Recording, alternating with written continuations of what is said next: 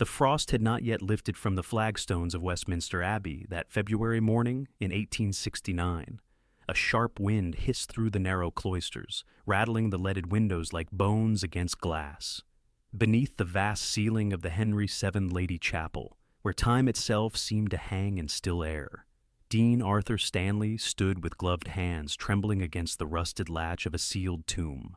The men behind him, laborers sworn to silence, shifted nervously, their boots scraping over centuries-old stone.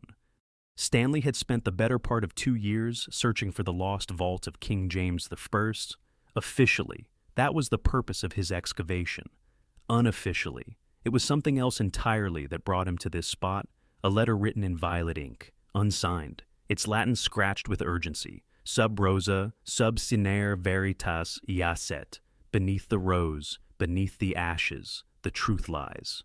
The coordinates included were precise. What wasn't precise was what he would find beneath the floor. The masons worked in near silence, the chisel against mortar muffled by layers of time. When the final slab was lifted, a rush of fetid air poured into the chapel, carrying with it a stench that should not have endured through iron and earth. One man gagged, another staggered back, eyes watering. Stanley pressed a perfumed cloth to his face, leaned forward with his lantern, and peered into a darkness that seemed to breathe. The descent into the crypt required a ladder, and when he finally stepped down, the world above ceased to exist.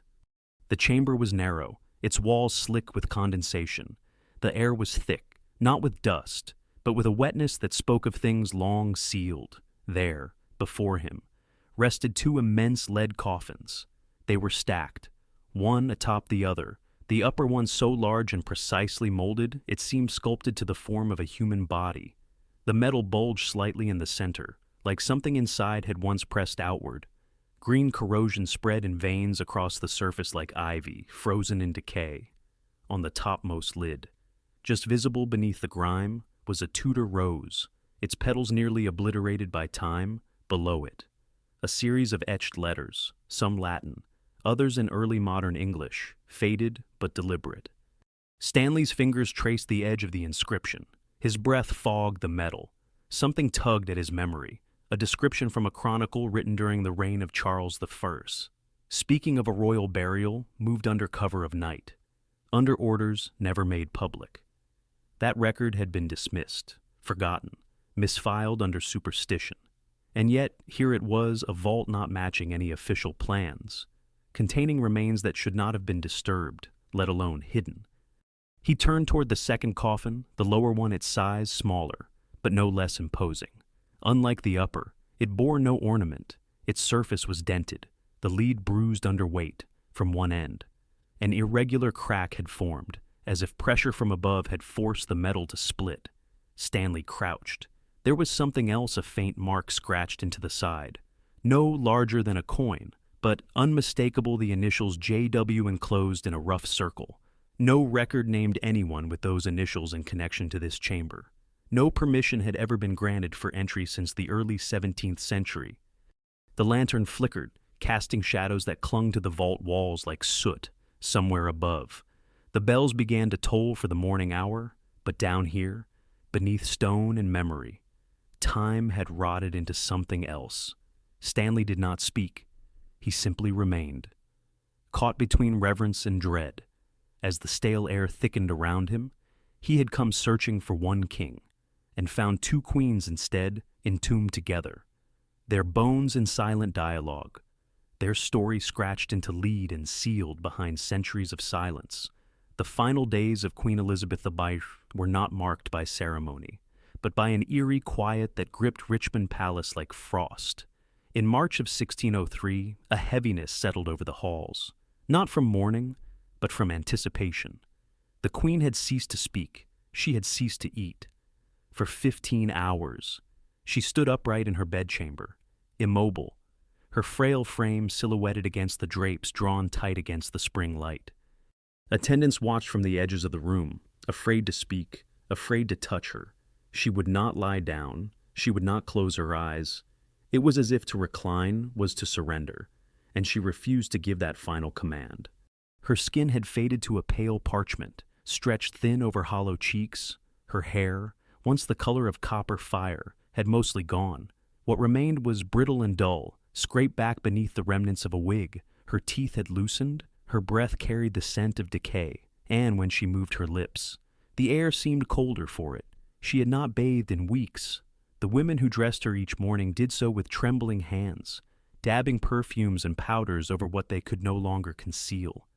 She had once been the Virgin Queen, the Gloriana who defied kings and popes. Now she was something else, rigid, wordless, clinging to time with what little strength her bones would allow.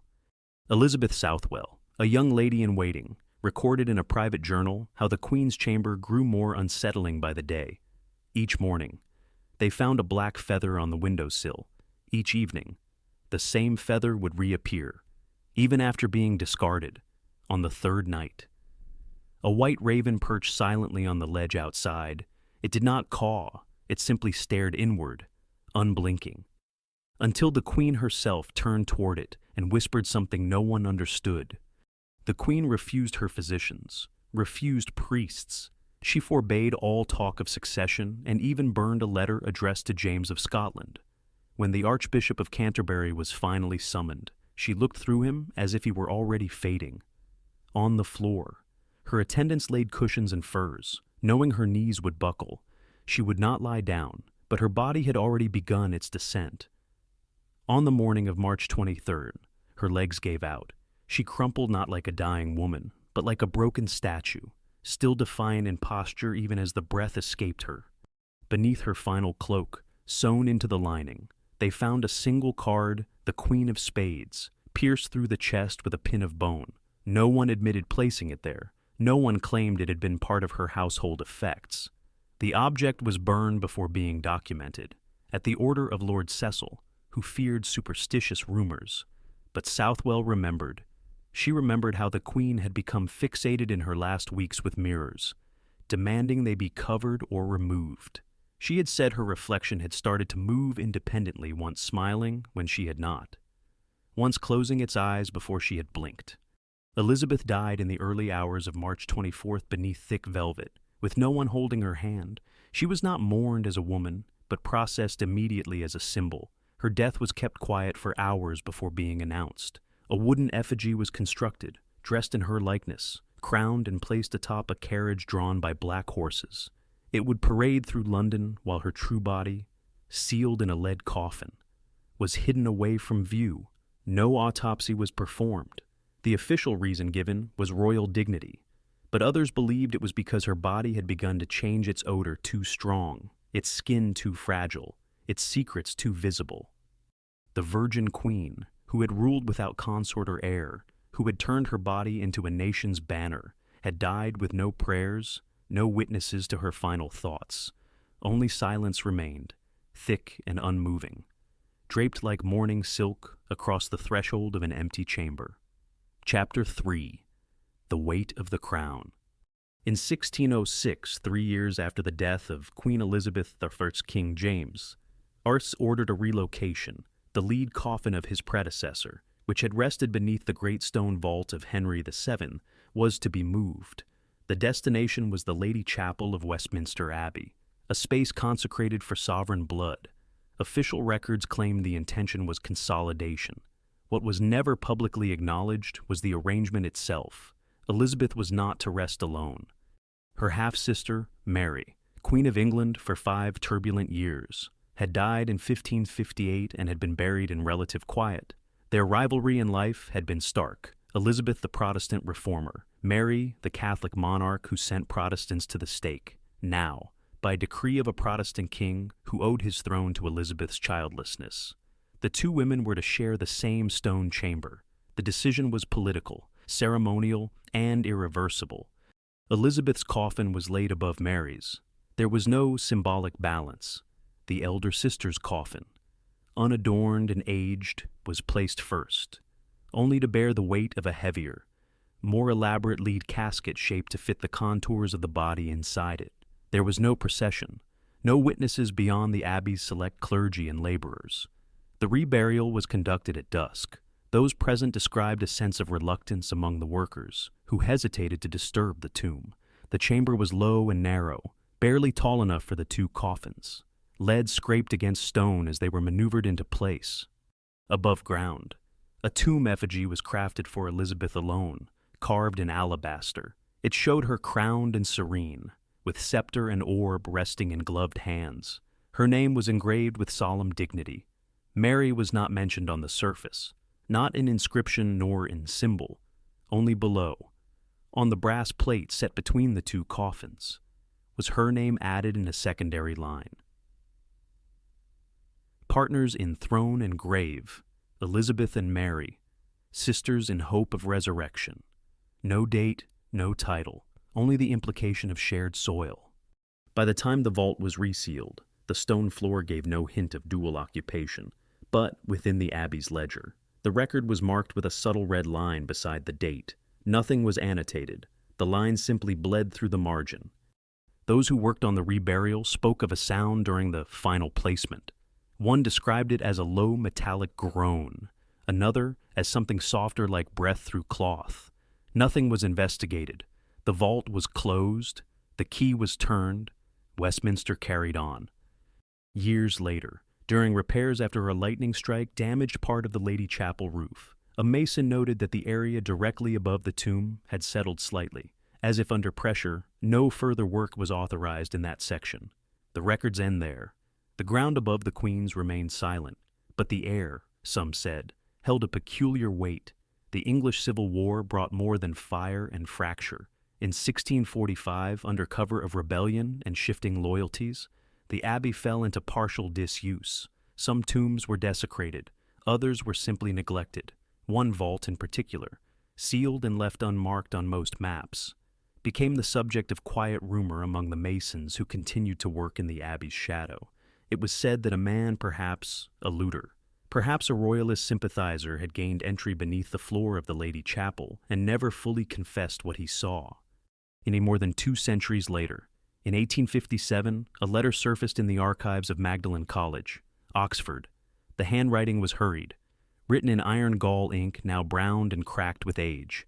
It bore no signature, only initials BSW, and a date, June 18, 1645. The letter described an unholy weight and a soundless pressure inside a vault where 2 coffins touched. It mentioned a figure with a hollow chest and a crown too wide for her skull. The rest descended into fragmented phrases. Most dismissed it as hallucination or Gothic affectation, but Dean Stanley read it more than once, marking certain lines with faint pencil strokes. When Stanley descended into the same vault in 1869, he brought with him a lantern, gloves, and a folded note. He did not speak of the letter, he simply carried it in his coat pocket. The air inside the chamber was colder than expected. Moisture coated the lead, streaking downward in green rivulets that shimmered in the lamplight. The coffins remained as the record described, stacked, pressed into one another as though history itself had failed to keep them apart. It was on the lower coffin, the one assigned to Mary, that Stanley noticed the abrasion. A dent, faint but deliberate, ran across the length of the lid, within the distortion, a marking 2 letters, overlapping in shallow grooves. JW, the same initials from the letter. They had not been stamped, they had been scratched by hand, not deeply, but with enough pressure to resist erosion over time. At the far end of the chamber, beneath a loosened stone, Stanley uncovered something else. It was thin, burned at the edge, and barely intact. When he brushed away the dirt, the object revealed itself an old playing card, worn and darkened with age, the Queen of Spades. It bore a puncture through the center, as though stabbed and pressed beneath weight. No one on Stanley's team claimed to have brought it in. The vault had not been disturbed in living memory. The card was wrapped and removed under cloth, then stored among Stanley's private papers. It would never be logged into the Abbey's inventory. Only his personal journal recorded its presence. With a single line, "It is not dust they rest in, but memory made solid. Something beneath them has not yet settled." By the time the vault was resealed, the scratchings had begun to fade again under condensation, but the initials remained, and somewhere beneath lead and stone, the card had once rested in silence until someone dared to open the dark. Chapter 5. Beneath the Stone, Beneath the Name. The tourists walk lightly through Westminster Abbey, their voices lowered more by atmosphere than instruction. Most pass through the Lady Chapel without pausing, their attention drawn upward to fan vaults and stained glass. Beneath their feet, less than 8 feet of stone and earth separate them from the twin coffins resting in their sealed chamber.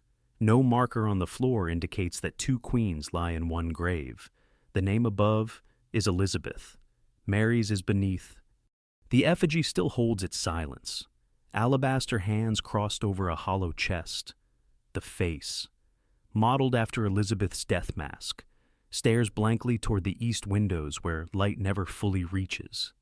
The carved folds of the robe are perfect in symmetry, but beneath that artistry lies a truth weighed in metal. The lead coffins below, pressed against each other for over 2.5 centuries, have begun to warp under their own history. No one speaks of that. The Abbey keeps its record sealed, and time is permitted to settle without interruption. Dean Stanley never returned to that crypt after 1869. He left the Abbey less than a year later, citing exhaustion. His final notes were unpublished, stored in a private drawer, passed quietly into the possession of a colleague who never spoke of them publicly. What remained was a sealed envelope, postmarked in York, containing only a scrap of lead, a burnt edge of paper, and a phrase written in ink that had faded almost to invisibility. They do not lie in rest, they lie in arrangement. Orf, Bas Soul. In recent years, during a survey of the subfloor for structural reinforcement, ground-penetrating radar captured irregular shapes beneath the Lady Chapel's eastern transept.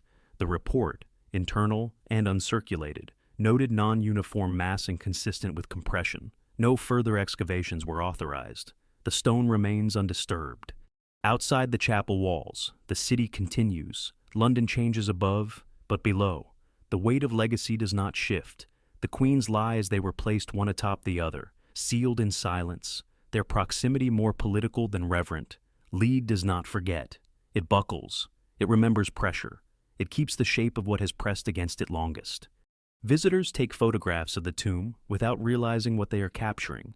They see marble and inscription, not metal and memory. But the Abbey holds more than the remains of sovereigns.